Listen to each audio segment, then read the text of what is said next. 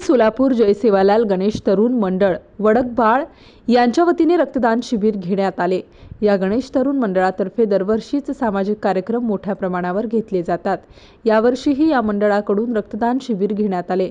यावेळी वडकबाळ गावचे सरपंच विलास राठोड व माजी सरपंच गणपती राठोड, मंडळाचे अध्यक्ष विजय जाधव व पदाधिकारी उपस्थित होते।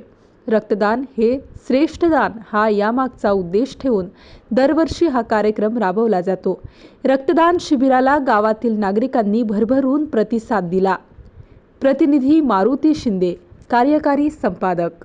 आपल्या परिसरातील बातम्या पाहण्यासाठी आजच आमच्या द क्राइम एक्सप्रेस न्यूज चॅनलला YouTube वर सबस्क्राइब करा आणि बेल आयकॉन प्रेस करा।